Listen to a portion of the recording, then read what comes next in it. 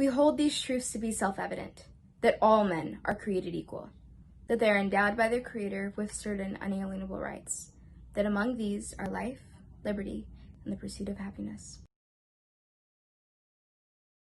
As a content creator, how do you approach the exec table with, Black actors and Black actresses in mind?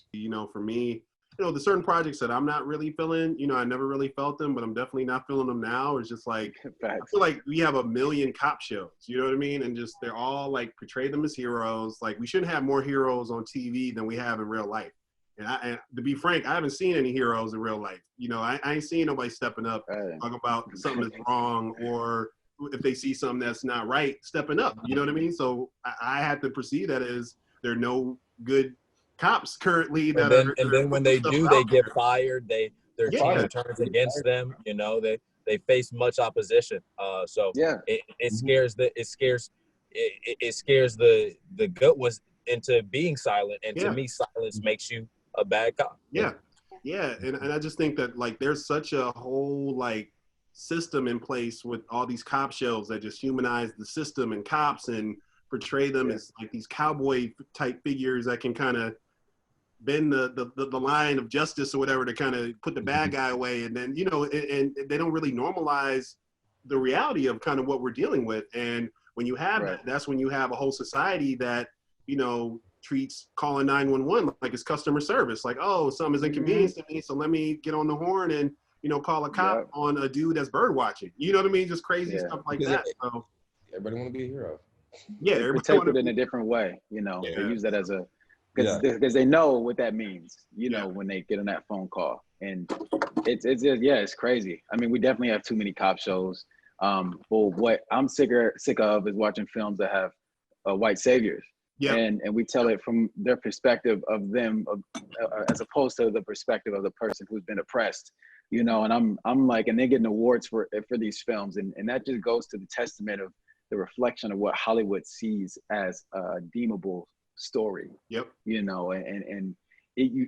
see it play out, and I'm like, this isn't real life. And what happens is people who don't see the plight and the tribulation that Black men and Black women go through as it relates to interaction with police, they go back to these shows and they go back to these movies and say, no. See, look at this. Like, Hollywood celebrated this, and we see this is a really good show, And then they say, no, I mean, all experiences can't be like that because we see something like this on television.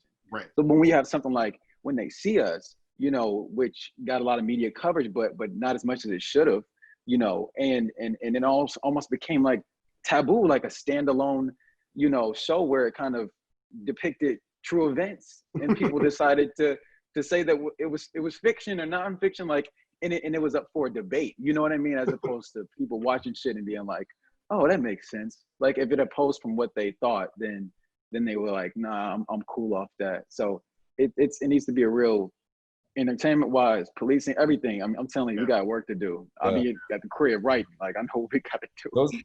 Those cop shows, they feel like, because it's like, it feels like instead of fighting the systematic oppression of it, they're like, well, we need a bad guy, and a bad guy can be a person.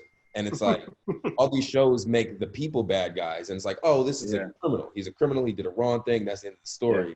Instead of well, what it really should be is a change in the way this is done. Like, you never see a thing where it's like the end goal is changing the way things are done. From a root level, it's always a person you got to go get. Yeah. And they give him redeeming qualities. Yeah. Like, there'll be a bad cop, but he'll have redeeming qualities. You'll kind of feel for him. He's got a heart of gold. You're right. He will shoot somebody in the back.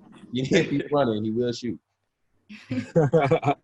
And so I kind of wanted to pull Jahi into the conversation as well when we are talking about cop propaganda and the different stories that we tell. Queen and Slim was, such a groundbreaking film. We've never seen something like that before, where you have two, Black leads who kill a cop. It's like a Bonnie and Clyde movie, which is very rare that we see. So can you kind of talk about that experience, how Queen and Slim came about, how it was like watching, Daniel and Jody and Lena and Melina in their element and all that good stuff. So yeah.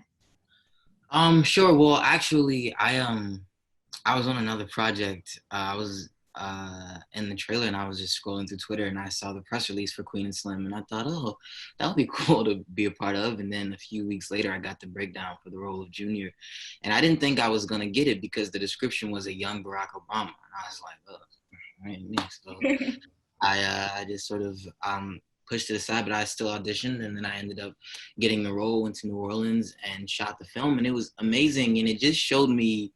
It definitely solidified in my mind what I had already known, is that anything that's Black-led and curated by Black people, but also specifically Black women-led. We had 2 Black women who spearheaded that whole thing. You know, they had Final Cut, they had final say over everything. Lena described it as urgent art, meaning from the very beginning, she was very adamant about it being shot and released in the same year. They started in January, I came in February, and we were done in like March, and obviously the movie was released Thanksgiving weekend. But what's so interesting about that is because it's so funny to hear you describe it as groundbreaking, because a lot of Black people that I've talked to, they've said sort of the antithesis of that. They've it's been nuanced, the conversation around it, which I think it's supposed to be. I think, you know, obviously the conversation about me shooting a cop, but specifically a Black cop, was very controversial. But one of the things that I'm glad you brought up Queen and Slim, because something that was so important, regardless of the controversy that surrounded it and the conversation that happened in our community, one of the things that I thought was so interesting and kind of heartbreaking was Melina, our director, our brilliant director, Melina Matsoukas, obviously a very acclaimed director. She said when they had the screening for the Golden Globe, she was very public about the fact that a lot of the people, the screeners, they didn't show up to the screening. And I remember being on Twitter, and I clicked on a comment that said maybe they didn't show up because they thought it was stupid like the rest of us, right? And I remember thinking, like, she didn't say that they came and didn't like it. She didn't say that they came and left out in the middle. She said they didn't show up. She said they didn't come. And I think that is sort of, I don't know, sort of symbolic for what they do to all of our films that don't have Kevin Costner being the, like you said, the white savior, or Emma Stone being the wisecracking white girl who wants to tell the stories of these Black women. Yet the Black women are never the victors of their own story. They still live in anonymity. And she gets all the credit at the end of it. There's no rendering of that. And so I think regardless of the conversation that surrounds that film, Queen and Slim, I think it's important to note that it's very, very important for us to show up for our work, for things that are produced and curated and spearheaded for us, by us. Lena was very adamant about the fact, because one of the things that was so interesting, the ending of that film, the guy that sort of turns them in, spoiler, and sort of takes all the money, that was originally a white character. He was a white character. He was sort of like a culture vulture, like a white guy that appreciates Black culture, but doesn't really appreciate Black people. That was sort of the mindset about it. And then she stepped back and said, what hurts more, when it's them or when it's us? And I think that, I think that's a metaphor for, or just symbolism for all of it. It's like we have to show up for our work, because they don't do it. They do not do it. If in Hidden Figures, a brilliant movie, but I mean, that movie could have stood on its own without Kevin Costner tearing down the colored bathroom side, like, we don't appreciate racism here. It's like, I remember watching that, man, like, oh God, they had me until then. But yeah, so that was a really long answer to say that it's important for us to show up for our films, and I was still very proud to be a part of that film, and to just be a part of that moment. It was a really beautiful moment to sort of be part of, as minimal as it. Yeah, but speaking of like making sure that we pull up and show up for each other within the industry, how do you think that we do that? Like, how do we get that message out there that, you know, whether that is behind the scenes or in front of the camera, how we can all collectively show up in support of each other. Well, one of the things is like Hollywood, and I explained this on another thing. It's like Hollywood is an industry that has many institutions, white-led institutions. And so a way to dismantle it is, even if you're not going to see the film, even if you don't care about it, buy a ticket. Buy a ticket. When you buy the ticket, make sure that the ticket says, make sure it says Hair Love, make sure it says da-da-da-da-da, whatever it is. Make sure that, or Queen and Slim, whatever the movie is. Because there are obviously mix-ups at the box office you've seen before. And so making sure that we invest in ourselves is the biggest things we can do. And that is investing in yourself. You know, I think to piggyback or just to a continuation of what I was saying before, it's like, we obviously see the tone deafness, the innate tone deafness of a lot of these white executives, you know, because they want to market films like The Green Book and The Help as these history lessons on African-American history. But for The Green Book, for instance, you took one of the most lauded, the most brilliant and acclaimed composers and pianists of our time, who happened to be African-American, and you made a movie about his white driver. Like, who thinks of things like that? And so to combat that level of tone deafness and ignorance, you have to invest in films that are curated, led by Black people, because The Help and Green Book were both white directors. Both of those films were directed by white men, specifically. And Hidden Figures. White men. Then it's celebrated, you know, so then it's celebrated, and now that's where the validation is with these execs, because they say this is proven. You know, now they go make the movie again with different actors, you know, and then for us, we're at a crossroads where we have to say, well, do I want to be a part of this kind of film, or do I take the opportunity to try to grow it and maybe develop something in this inward, you know, out to people, you know, and I think that's kind of where the cards are with us. Yeah, they want a movie like The Green Book to be as groundbreaking as Moonlight, because for them it sort of heals that it sort of fills their own void or guilt about whatever internalized racism or that they have. And so I think, like we said, just investing in ourselves and continuing to dismantle and combat those ideologies is the best thing that we can do. Yeah. I mean, look, there's another huge problem with these feature films, and a lot of them are written by white people. I mean, when you look at a majority of the biopics, I mean, from Straight Outta Compton to it's crazy.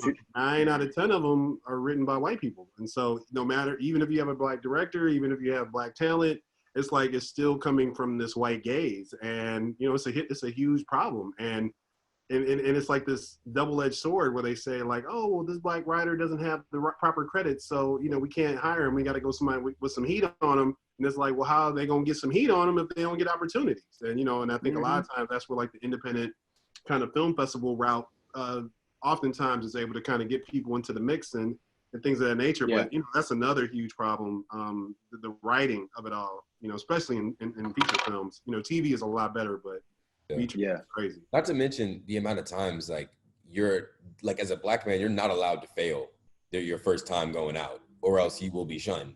You know, that's like, it. Your first project not be garbage, or else you will not work again. That's just, but you can get third and fourth and fifth chances as like any other race, or as a white. Not just by our white counterparts, but our people too. Our people. They will cancel us. Definitely. They will cancel us if we're not up to par. So we got to face it on both ends. Sometimes they won't even listen to you unless you already got something. Exactly. Like, you won't even listen to what you have to say. Man. I really feel like Hollywood like really does a great job of celebrating white mediocrity, and then like not like leaving no room for us. Like you guys already said it perfectly, but like, and I think Jonathan, you said it earlier, like this idea that like we're not like putting each other on screen and like just like, you know, like showcasing our friends and our friends' work. It's like, it's so much harder for Black creatives than it would be for like, say, Judd Apatow to like put his buddy on camera and like let him do whatever and like let it be whatever it's going to be than it is for us to do the same thing. And people are like, well, why didn't you blow my mind? We're so afraid of what everybody's going to think about when we do it. You know, we're so afraid of, like, as soon as we do it, what is everybody going to think? Is this going to get the same play? Like, we're upset when it doesn't get the same play that a Judd Apatow film would get. And when we have our friends, we don't want to push them in the right directions. It's like, we don't want them to take the same paths that we took. We don't want them to learn the same things that we did. It's weird. It's this weird thing when we don't want them to be like in our, like, we don't want them to take the same routes, the same breaks that we got. We don't let them take those same breaks. And that's so interesting to me. Like, I'm just kind of like, I'm observing it because, like, I have to observe to figure out how to fix. But it's just all things I've, like, seen, and I'm like how are we trying to fix the problem? It's just like, we know we've been acknowledging there's a problem for over 50 years. Like, when are we gonna actually start taking the steps to do something about it? But we're the ones to take the steps. It's not something that we're gonna see at the end of this year. It's something that we'll see 15 years down the line when we're in these positions and now putting people into place that will be our ages then. You know what I'm saying? Yeah, exactly. I feel like Denzel and them broke it down to where we're able to get on TV, and right now we're gonna make it to where now we're bringing people along, because I notice it with Black women, but with Black women they seem to bring each other up. Black men don't do that. Hey, we don't do that. Speak on it, because that's how I feel. Not at all. Preach. I'm meeting people that I've looked up to my entire life, and it's one little conversation. They keep it moving, bro. But I see Lexi, and Lexi, you got all these, Black actresses that have been in this for years. They're coming to you, talking to you, just giving you knowledge. Yeah. And I have Sterling that's doing that. But that's because of the show. That's a real thing. I don't got no Black mentors other than Sterling. Like, crazy. None of these guys be hitting me up trying to talk to me, trying to get to know me. Facts. But we're gonna be the ones to do it. You guys keep saying, how are we? We are how we are going to do it. We are how we fix the problem. That stems from a more cultural thing though too. Not necessarily just an entertainment thing. It's a cultural thing. It's we always been taught to, we need to advance past the next person that looks just like us. You feel me? Especially, like, I was talking to somebody else about this. Like, damn, when I look at my comment section, I don't see none of my homies, man, that's in the entertainment, acting business saying, hey, I see you. But when I see, when I say, for instance, we go to Lexi's, we see, people who are our peers who really just kind of backing her. And I'm like, but I'm telling y'all what it is. It's the inability to grow past the toxic masculinity that's there, because you feel like if you support another man, especially if you're a Black man, because, we don't have to travel down all of this, but when we're dealing with that kind of pressure to be visible, people are left to perceive whatever they want. And I think that scares a lot of people from jumping out and say, I support you, even though you somebody that I can necessarily compete with for the same roles, and it's a deeper issue past entertainment, but I definitely feel what you're saying on that. Oh yeah. No, you're right. It is a deeper issue. And there's that. Is that what you're saying, Matthew? My bad. I was gonna say, no, a really big thing that I think a lot of y'all young brothers are on, that a lot of the kind of the peers before y'all weren't on, is like, there's so many more opportunities now too. Like even 10 years ago, it was like 5 networks that were doing original programming. Now you got like damn near 100. And so like, even you guys like going beyond just acting and being like, look, I want to produce. Like, I want to have a say in what my character says. Like, I don't want to just, so sometimes y'all be giving me some garbage to say, and I want to have the freedom to be able to pick that up or do my own thing. And so, I think I encourage all y'all to think about not only just on an acting tip, but, building your stuff up to produce as well, because then you'll be able to be in positions to have opportunities to hire each other, hire other people, and also be in control of what you do on camera and what you don't do. And I think that was like probably the biggest mistake. Maybe not even a mistake. I just think it was a different time and there weren't the same amount of opportunities, but a lot of our peers just didn't have, maybe Denzel had a production company, Will Smith, that was about it, right? But now you see Yara get a deal the other day, Marseille, you know what I'm saying? Like, everybody out here doing that thing. And I encourage all y'all, when y'all get that heat on you and you can make them deals, like, make them. Yeah. And bring people up behind you, because they want you, and take advantage of the moment right now too. Like put that pressure on them because everybody putting up black squares. Some of they trying to be down with the movement. Well, $2 in your pockets. Hey, Facts. all the people saying, hey, that was one of the funniest things. I saw people that I knew in the business putting up them black squares, but I've hung out with them before and they said the N-word and I had to check them. So I'm like, where, you know, and I lost, you know, Hey, let's just say my follower count went down a little bit because, yeah. hey, I got I a ain't lot of forget, friends with homie, my you know, friends no more. I'll say yeah. and I'm not just unfollowing, I'm hitting up, you know, I'm letting it be known. Yeah. This is why I'm gone, because you messed Yeah. up. This is exactly how you did it. You know? Oh my God, so many times. You gotta be fearless, man. We have to be fearless individually. And collectively we can make a change and make a difference. And like Matt was saying, like it's so important to make sure that we stand alone on our own and tell the stories without the pressure of needing to compensate for what the entertainment industry and these executives y'all there? My bad. These executives that have the power. Because the thing is, when we get in that position, now we have to play the game. And now it's like, well, I have to sprinkle a little bit of what they want into these things because I feel like if I don't, then it won't be received well. And the same thing as producers and people who put their names on things. Shit, if you a black creative and you make something that's bad, I mean, you can hang it up. You feel me? Like it's the same thing. So I think we just got to be fearless and we got to be able to celebrate our failures and also our wins, man. So when things don't work out well, it's just, well, shit, you did that. You did that though, so we got to keep that mentality like we do when we go to sports events for our people. And, when people graduate, and we got to do the same energy got to be, used for us. And be there for one another when we go through things and check one another, I feel like I wish I had the speed dial or numbers to, some of my other fellow black male actors, because they out here on Twitter saying dumb stuff, you know what I'm saying, and getting caught up in, now they cancel. And it's like, if we were more of a community, we'd be able to shoot one another a text and be like, hey, yo, bro. Hey, just have a group chat. I ain't finna say that, bro. That's Spider-Man bag is nice. Hey, but tweet in group chat. You You say everybody see those tweets in the group chat before you tweet it. Everybody exactly. Dude, all right, yeah. Bro, that's facts. And then you sure about that? Think, So what you said, okay. I was gonna say, speaking of cancel culture, I kind of want to get into that and the pressure when you are given these major roles or these major platforms, because especially right now, everyone's so sensitive. If you say one wrong thing, or sometimes if you don't say anything, anybody can find any way to kind of pick you apart and try to quote unquote cancel you. So I think my question is, do y'all feel pressure when you are given these platforms, and have you since you've been giving those platforms, has it made you look at social media and what you do and what you say in a different way? I've definitely been a little way more careful.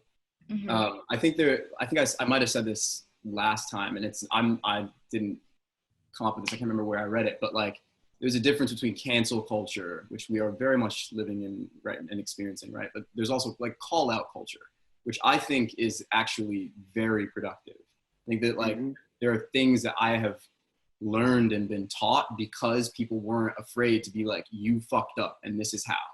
You know what I mean? And that I've never heard anyone denounce that sort of culture that wasn't called out for a really good reason. Do you know what I mean? And I've never heard it come from anyone that wasn't called out for a good reason.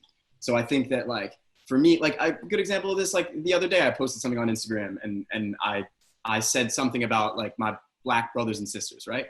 Someone commented and said, hey, love this post. Could you say siblings next time? Because it's a little bit more sensitive to non-binary folks. And I was like, sure. Thank you for saying that. It is so simple. It's not that everybody gets a say in everything I do, but if I can alter my behavior and my presence, especially online, just a little bit so that it's a little bit more inclusive, a little bit less, just a little bit more inclusive, then I don't really see a problem with that. And I think it comes down to whether or not you're allowing yourself, or rather I think we need to normalize just being yo, you know what? I was wrong. I messed up.